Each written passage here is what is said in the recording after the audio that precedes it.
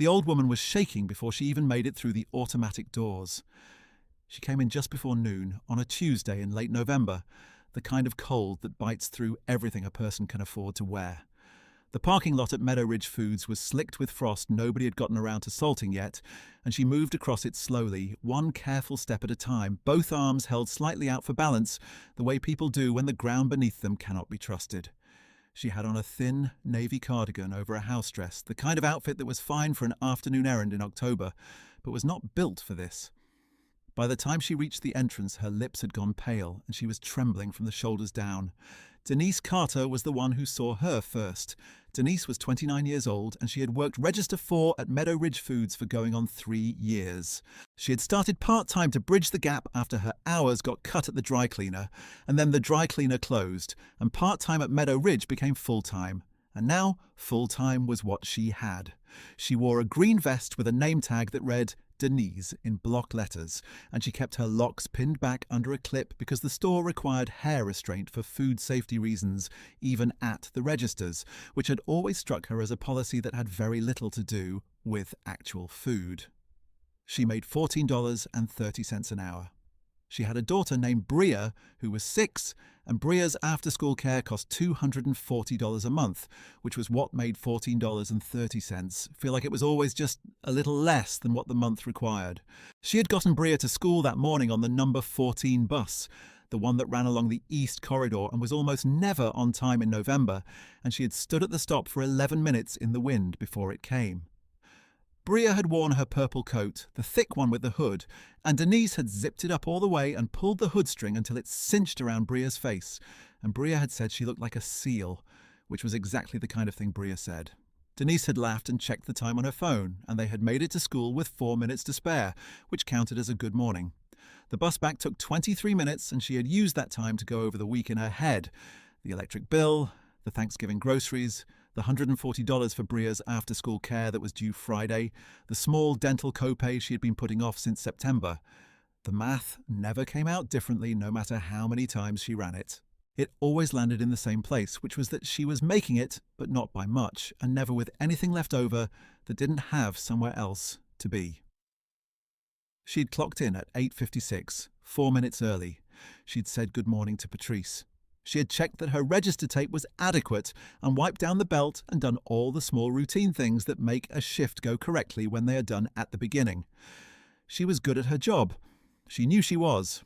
There was a particular satisfaction in being good at something that other people dismissed as simple, a satisfaction she did not examine too closely because she had found that examining it made her angry in a way that wasn't useful. She was not thinking about any of that when the old woman walked in.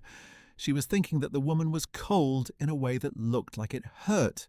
She had seen people shiver before, but this was different.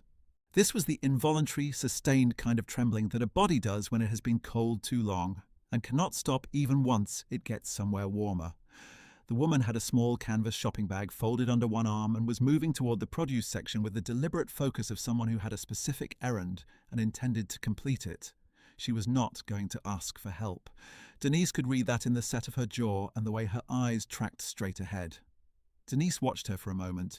Then she reached up, unclipped her name tag, took off her store vest, and pulled her own jacket off the hook under the register counter.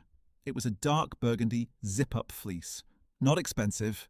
She'd bought it at a discount rack 2 winters ago, and there was a small snag near the left cuff where it had caught on a shopping cart handle and pulled a loop of fabric loose, and she had never gotten around to fixing it. It was warm, though. She wore it to and from the bus stop every morning and every evening because she had not yet saved enough to replace the coat that had gotten soaked and ruined in a parking lot flood the previous March. She kept the fleece under the counter because the store's thermostat ran cold, and management had told her twice in 2 separate meetings that she was not permitted to wear personal outerwear on the floor. She put the fleece over one arm, told her co-worker Patrice at Register 3 that she was stepping away for 1 minute, and walked into the produce section. "Excuse me, ma'am." The old woman turned. She had a broad face and deep-set eyes, dark brown, very steady, and she looked at Denise with the particular patience of someone who has lived long enough not to be startled easily. She was 78, though she carried the years in her posture more than her face. She had silver hair cut close to her head, and her hands, when she turned, were wrapped around a bag of sweet potatoes she had pulled from the bin. You look cold, Denise said. She held out the fleece. I want you to take this. The woman looked at the jacket. Then she looked at Denise. That's yours, she said. Yes, ma'am, and right now you need it more than I do. Child, I cannot take your coat. You're not taking it, Denise said. I'm giving it. There's a difference. The woman was quiet for a moment. She looked at Denise the way people look when they are trying to figure out what something costs. Not the price tag kind of cost, the other kind. I'm only shopping for a few things, the woman said. I'll be back to my car soon enough. That's fine, Denise said. You can keep it warm while you shop. She held it out a little further, not pushy, just patient, and the woman, after another moment of looking at her, set down the sweet potatoes and let Denise help her into the sleeves. The woman's name was Vivian Okafor. She had not introduced herself, and Denise had not asked. She thanked Denise quietly, picked up her sweet potatoes, and went on with her shopping. Denise went back to Register 4, put her name tag back on over her bare vest, and said nothing about it to Patrice, who had watched the whole thing from Register 3 with an expression that mixed warmth and mild disbelief in equal parts. You're going to freeze, Patrice said. I'm inside, Denise said. Management is going to say something. Probably, Denise said, and pulled up the next customer's items. She was right on the second point. Her shift supervisor, a man named Gordon Rice, who had worked at Meadow Ridge for 11 years and applied for the district manager position twice without success, came by Register 4 about 40 minutes later and pointed at her bare arms. Denise, where's your outerwear? I lent it to a customer, she said. She was cold. Gordon looked at her. You can't lend personal items to customers. There's no policy against it. It's not professional. Gordon, she said, not unkindly. The woman was shaking. He didn't have a good answer for that, so he told her it was not to happen again and went back toward the stockroom. Denise rang up the next order. She had not thought about it further, not in any particular way. It was not a calculated thing. She did not expect to see the fleece again, and she had not left a business card in the pocket, and she did not go home that evening and tell Bria about it in the way people sometimes tell stories about themselves that they want to mean something. She made Bria dinner, grilled cheese and tomato soup, the kind of meal that Bria treated as a luxury, and Denise made because it was fast and the ingredients were always in the house, and Bria ate it without complaint. She helped her with a reading worksheet, the kind with 2 short paragraphs and comprehension questions below that Bria could do independently if she wasn't tired. But tonight, she was tired. And Denise sat with her at the kitchen table and read the paragraphs aloud twice and waited while Bria answered. Bria had good instincts, but she second-guessed herself, which Denise recognized because she had done the same thing at that age. She put Bria to bed at 8:15 and sat for a moment in the doorway in the dark. Bria was already drifting. One hand opened flat on the pillow beside her face, the way she slept when she felt safe. Denise stood there a little longer than she needed to. Then she went to the kitchen table with the electric bill and her check register and did the math again, the way she did most evenings, running the numbers until they came out to something she could live with. The numbers tonight said she needed the next 4 Tuesdays to go as planned, that the dental copay would have to wait until December, and that the fleece had been the right thing to do regardless of what it would cost her at 8:30 in the morning when she got back to the bus stop. What she could not have known, that Tuesday was what the woman in her fleece already knew about the building she was standing in. Vivian Okafor had founded Meadow Ridge Foods 31 years earlier in a single location on the east side of the city, in a strip mall between a check-cashing place and a closed shoe store. She had started it because her neighborhood had a full-service grocery store exactly once in its history, and that store had closed when she was 34 and the nearest replacement was 4 bus transfers away. She had worked as a registered nurse for 11 years and then spent 4 years doing home health care privately, and she had saved with the specific stubbornness of someone who grew up watching money disappear and decided early that she would not let that happen to her own children if she could prevent it. She had opened the first Meadow Ridge with $68,000 of her own savings, a business loan she had been turned down for twice before a third loan officer finally said yes, and her sister Ruth's help behind the counter. Ruth had run the deli section for the first 4 years, and she had done it with the same lack of ceremony that Vivian brought to everything, showing up on time, staying late, never once suggesting that $68,000 was a risk that could go bad. Their mother had come every Saturday morning for the first 2 years to stock the canned goods aisle, which she treated as a personal responsibility, and which she did with the thoroughness of someone who believed that labels faced forward and rows stood even as a matter of moral principle. Vivian had never told her mother what the initial loan had cost her in sleep. She had told her once, years later, when the second store was open and the third was under contract, and her mother had listened and then said that she had known all along, which was the kind of thing her mother said and which was probably true. Those first years were not clean in Vivian's memory. They were sharp and specific in the way things are when you do not know yet how they will turn out. The vendor who shorted her on produced twice and then claimed a billing error. The afternoon in February of the second year when the refrigeration unit in the dairy section failed, and she spent 11 hours on the phone and the floor until it was repaired, and she had cried in the back office for about 4 minutes and then gone back out to the floor because there was no one else to run it. The morning she drove past a competitor's store going up 2 miles away and sat in the car for a long time before deciding it did not change anything. It had not changed anything. By the time Meadow Ridge location number 11 opened, the competitor had consolidated its East Side presence down to one store and was focused elsewhere. Vivian had not celebrated that. She was not built for celebration that felt like someone else's loss. She had opened the 11th store on a warm September morning, stood in the parking lot with her sister Ruth, and they had said very little to each other because they had learned over the years that the things that mattered most between them did not need to be said. 31 years later, Meadow Ridge Foods had 47 locations across 3 states. It had its own distribution center. It had been ranked twice among the top regional grocery chains in the country by a national food industry publication. And she, who served as the company's chair and controlling shareholder, still drove herself to the stores unannounced, still carried her own canvas bag, still dressed the way she had dressed for 40 years because she had found over 3 decades of doing this that you learn nothing useful about a store by announcing you're coming. She had been at Meadow Ridge location number 11 that Tuesday because of a regional manager's report she had read the week before that described the store's customer satisfaction numbers slipping for the 3rd consecutive quarter. She had wanted to see it for herself. She had parked in the lot, noticed immediately that the salt application was behind schedule, made a mental note, and gone inside. She had not expected to meet anyone like Denise Carter. Vivian sat with that for several days. She did not announce anything. She did not call the store. She drove home in her own car, hung the burgundy fleece carefully over the back of a dining room chair, and sat with it. She had dinner that evening alone, which was how most of her evenings went. She ate at the kitchen table, the same one she had eaten at for 22 years, and she looked at the fleece on the dining room chair, visible through the doorway, and she thought, if you had asked her to explain what the gesture had done to her, she would have found the question difficult. She had been in business for 31 years and had seen generosity performed in front of cameras and generosity performed in front of nobody at all, and she knew the difference. Generosity performed for an audience came with a particular quality of self-consciousness, a slight delay between the impulse and the act, as if the person paused for a moment to assess how it would land. What she had watched from 15 feet away in the produce section had contained no such pause. The girl at Register 4 had not known who she was. Nobody in that store had.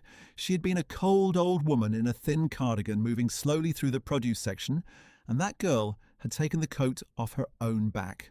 On a cold day, without a name tag in the pocket, without a phone number, without any mechanism for return. She had just handed it over and gone back to work. Vivian had been cold, it was true, but she had not been in physical distress. She would have been fine. She had gloves in her car and a proper coat in the back seat and a 10-minute drive home. What the girl had seen was not an emergency. What the girl had seen was a woman who looked like she was cold, and that had been enough. Vivian thought about what that cost, not the coat itself, the calculation that had to happen, or not happen, in the space of a moment. This coat is mine. I use it. The woman is cold. She can have it. The way that math had apparently resolved itself without producing any visible hesitation. She had watched the whole thing from the produce section, and she had seen no hesitation. She looked up the employee records for location 11 the following morning. She found the record easily enough, 3 years employed full-time. No disciplinary records beyond a note from a supervisor named Rice about personal outerwear lent to a customer on November 19th, which Vivian read twice and set down very carefully. She asked her executive assistant, a young man named Raymond who had been with her for 7 years, to find out quietly what Denise's schedule was. She did not go back for 2 weeks. She wanted it to be a normal Tuesday, the way the first one had been. She parked in the same spot. She walked across the lot, which had been salted properly this time, and she noted that too, the same way she noted that the shopping cart corrals had been cleared and lined up and that the entrance mat had been swept. Small things. The kind of things that told you whether a store had a manager who walked the floor in the morning or a manager who sat in the back office and read reports. She had sent an email to the regional director after the first visit about the salt situation, and it had been addressed within 48 hours, which was the correct response time. She went inside and took a number at the deli counter, which is what she usually did at the stores she visited, because the deli counter is where the real work happens. The wait was 7 minutes. She watched the counter staff while she waited. The woman behind the glass was working with the efficient economy of someone who had sliced a lot of meat and knew exactly what she was doing. She called the numbers clearly. She double-checked the weights without being asked. When an older man appeared to be confused about what he'd ordered, she did not show impatience.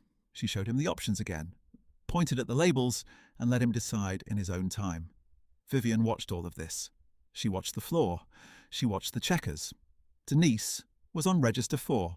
She had a customer, a young mother with 2 small children, one in the cart and one standing beside it, pulling at the mother's coat. The boy had knocked a small jar of applesauce off the belt, and it had shattered on the tile floor, and the mother was mortified, the colour coming up in her face, and the little boy was on the verge of tears. Denise had come around the register before the mother finished apologising. She had her hand already up, easy, settled. "It happens every single day," Denise said. "You're fine. Let me get this cleaned up and we'll get you another one." She said it the way you say something you mean, not the way you say something you're required to say. The boy stopped crying. The mother exhaled. Vivian watched all of this from a distance that let her see clearly. She finished at the deli counter. She bought the things she had come for. She went to register 4 and waited in the line. And when it was her turn, she set her items on the belt, and Denise looked up, and the recognition moved across her face slowly, and then all at once. "You came back," Denise said. "I did," Vivian said. Denise began ringing the items through. "Your coat is at my house. I washed it. I was going to bring it in, but I didn't know when you'd be back, or if you would be." "I wasn't sure I would be either," Vivian said. Denise finished the transaction and handed back the change. Vivian did not move away from the register. She looked at Denise for a moment, the same long, measuring look she had given her in the produce section 2 weeks ago.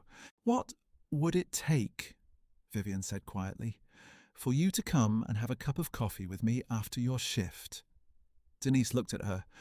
"I don't get off until 6. "I know," Vivian said. "I'll wait." There is something that happens in the body when the thing you didn't dare fully want begins to feel like it might be real. Denise felt it after Vivian walked away from the register, though she couldn't have named it. It was not excitement exactly. It was more like the very careful holding of a breath, the internal quiet of someone who has learned that the most important things can come apart if you move toward them too fast. She finished her shift. She counted her drawer. She clocked out and put her coat on, her regular one, the heavy one she had finally bought in October. She walked out to the parking lot where Vivian was waiting beside a car that told you, in the subtle language of understated quality, exactly who was behind the wheel. They went to a diner 3 blocks away, a booth by the window. The place smelled of coffee that had been on the burner long enough to turn serious, and the vinyl seats were the dark green of something that had been cleaned thousands of times, until the colour was all that remained of the pattern. Denise ordered coffee and left her hands around the mug the way she had on cold Tuesday mornings when the bus was late. Vivian ordered the same, and Vivian told Denise who she was. She told it plainly, the way she told most things. She had founded Meadow Ridge. She still ran it. She had come to location 11 unannounced because the numbers were slipping, and she had found what she found, and she had gone home and thought about it for 2 weeks, and she was here now. Denise held her coffee cup with both hands and listened. She did not interrupt. She did not perform shock or offer it back as entertainment. She sat in the booth and let the information settle the way cold water settles, filling the shape it's in. The woman across from her had built the store where she worked, had built the chain, had been walking those aisles for 31 years the way Denise had been walking them for 3. Except that for Vivian, the store was not a workplace, but a thing she had called out of nothing with $68,000 and a loan that had taken 3 tries and her sister's hands behind the counter. Denise thought about the produce section in November. She thought about the woman's face, the patience in it, the particular steadiness that she had read as age and now understood was something else. "I'm not here to make a speech," Vivian said. "I want to offer you something, and I want you to know exactly why I'm offering it, so you don't wonder about it afterward." "Okay," Denise said. "I'm opening a 5th location in the new district office area next spring. There's an assistant store manager position. It starts at $22 an hour with a path to store manager inside 18 months if you want it. Benefits from the first day. The training is 7 weeks and we pay you full rate through it." Denise was quiet. Outside, the last of the evening traffic was moving past the window, headlights cutting through the cold. "Why?" she said. Vivian had expected the question.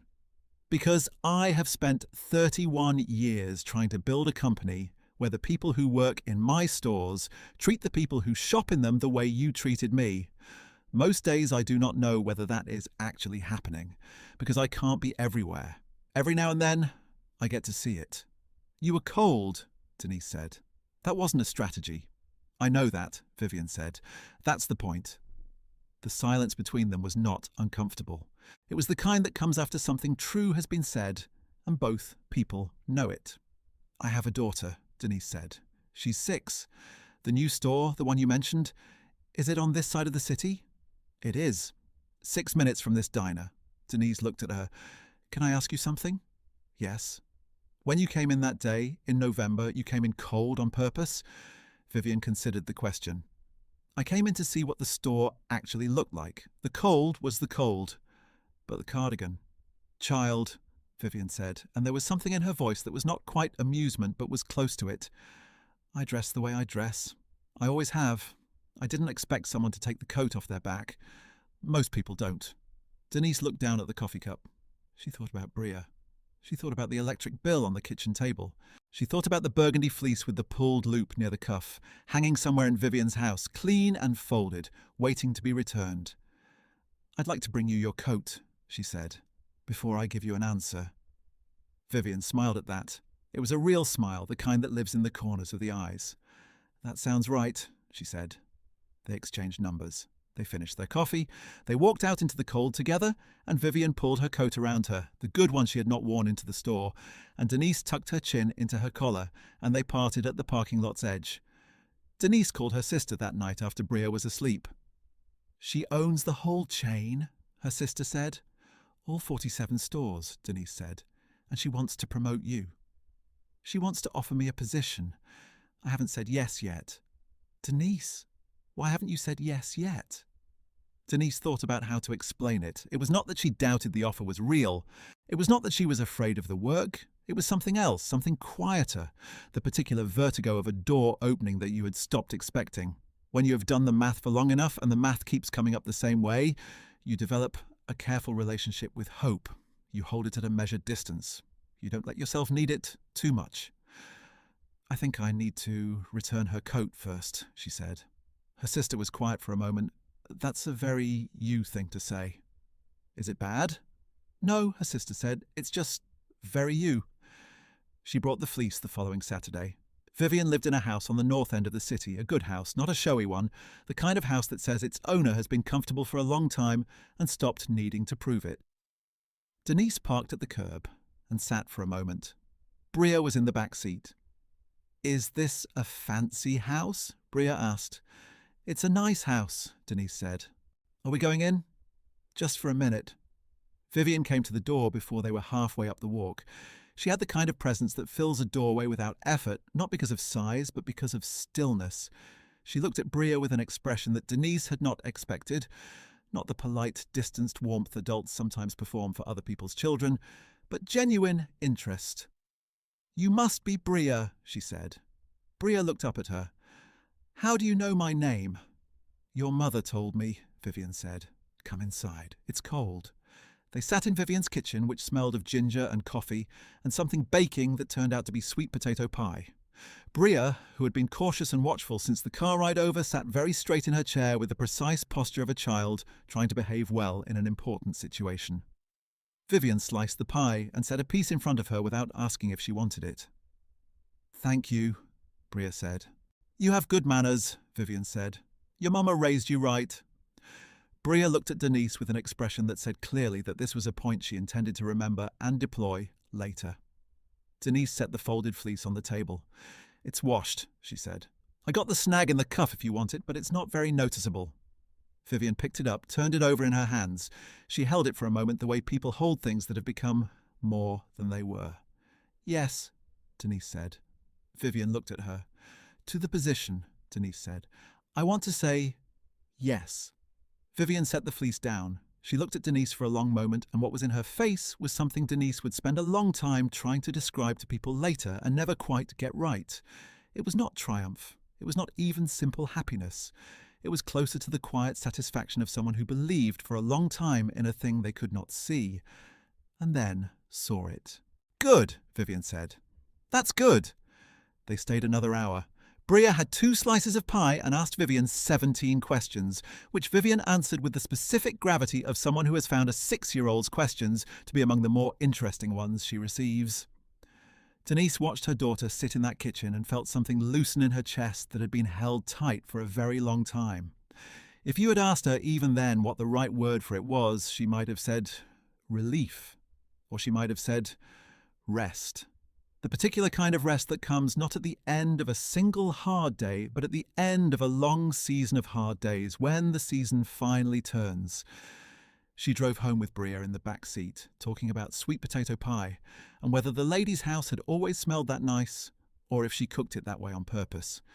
Denise smiled to herself and drove. Has there been a time when something small you did turned out to matter more than you knew? Leave that story in the comments. This one needed to be told. 7 weeks of training started in January. Denise completed it 2 days early. Her supervisor during the training period wrote in his evaluation that she was the most methodical learner he had seen come through the program in 4 years, which was a professional way of saying that she paid attention to every single thing and forgot nothing. She took notes by hand in a small spiral notebook, the kind with a marble cover that she carried in her vest pocket. And she asked questions that were specific rather than general, because she had been working in grocery retail for 3 years and she already knew what the general answer was. What she did not yet know was the specifics, the inventory management system, the vendor contract terms, the reporting structure, the way you built a floor team that stayed. She learned all of it. She learned it the way she had learned most things, by understanding not just the what, but the why behind it. She called her sister after the 3rd week of training. "I think this is actually what I'm supposed to be doing," she said. "I could have told you that 2 years ago," her sister said. "You don't know everything," Denise said. "I know more than you think," her sister said, which was also true. She came on as assistant store manager at the new Meadow Ridge location on a Thursday in March, the week after the store's soft opening. The store was on the east side of the city, 6 minutes from the diner where she and Vivian had drunk coffee in November, 8 minutes from Bria's school. It had wide aisles and good light and a produce section that was arranged, she noticed on her first morning, the way Vivian would arrange it. Abundance suggesting abundance, the colours correct, the prices visible and fair. She walked the floor at 5:45 in the morning before the first employees arrived, the way she had watched Vivian's district managers do during training, and she made her own notes in her marble cover notebook, and then she unlocked the side entrance and held the door for her produce team. The produce team was 4 people. She had hired 2 of them herself during the pre-opening week, a young woman named Keisha, who had worked 2 years at a competing chain and knew her way around a receiving dock, and a tall, quiet man in his late 20s named Devon, who moved the floor displays with a particular care that told her he was going to be reliable. She had learned, watching Vivian, that you built a store the way you built anything that was meant to last, by finding people who gave a damn about the details and then trusting them.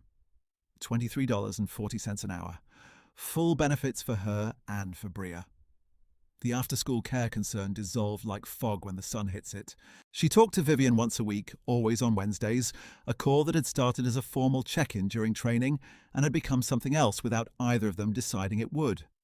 Vivian asked about the store, about the floor, about what Denise had seen that week that she hadn't expected. Denise told her. She told her about the woman who came in every Tuesday with exact change and apologized for holding up the line. She told her about the stock clerk who alphabetized the spice rack on his own time because it bothered him that people couldn't find things. She told her about the elderly man who sat on the bench near the entrance for an hour every Friday, not shopping, just sitting, and how she had figured out that he lived alone and that this was his social hour, and so she had started sending whoever was free to go say hello. She told her about a 3-year-old who had dropped a bunch of grapes and spent the next 8 minutes picking them up one by one and putting them back in the display, watched over by an 8-year-old sibling who kept saying, "That one too," and how the whole thing had stopped 2 cashiers in their tracks. Vivian listened to all of it. "You see people," she said once. "I learned from you," Denise said. "No," Vivian said. "You knew how before I met you. I just put you somewhere bigger." That was the kind of thing Vivian said. Exact and plain and difficult to argue with. Bria came to the store on Saturday morning sometimes if Denise's sister could not watch her and the shift was short. She wore a small green apron that a member of the staff had found in the back room and cut down and hemmed, with Bria written on the name tag slot in Denise's block handwriting. She helped face the shelf items, which meant she turned products forward until the labels showed, and she took this responsibility with a seriousness that the Saturday floor crew had come to find both charming and slightly alarming. The burgundy fleece lived on a hook inside Denise's office, the small one behind the customer service desk. She had never moved it home. She was not sure exactly why, except that it seemed right for it to be there, in the place where the rest of her working life had landed. Vivian stopped by unannounced in June. She did not tell Denise she was coming. She parked in the lot and came through the front entrance and walked the store the way she walked all of them, with her canvas bag and her cardigan and her steady, patient eyes. Denise saw her from the customer service desk and felt a small, quiet thing settle in her chest. She didn't go over right away. She let Vivian walk. She watched her look at the produce section, the deli counter, the floor staff. She watched Vivian pause at the end of the paper goods aisle where the stock clerk, a young man named Marcus, was straightening the bottom shelf with the particular care of someone who takes pride in work that almost nobody notices. Vivian watched him for a moment. Then she said something to him that Denise could not hear from the distance, and Marcus looked up, and something in his expression changed. A small, startled opening. The look of someone unaccustomed to being seen. Denise went back to what she was doing. When Vivian came to the customer service desk 20 minutes later, she set her basket on the counter and looked at the fleece on the hook behind Denise's chair. "You kept it here," she said. "It belongs here," Denise said. Vivian looked at her for a moment. Then she nodded. One slow, settled nod. The kind that means yes and also means more than yes, but does not need to say so. She paid for her groceries. She folded her receipt into her canvas bag. She walked back out through the automatic doors into a June morning that had finally lost the weight of winter, warm and clear and easy on the shoulders, and Denise watched her go from behind the counter, and then she turned back to the floor and to the work and to the day that was still ahead of them both. Kindness does not need a witness to count. But sometimes when you are not watching, one finds you anyway.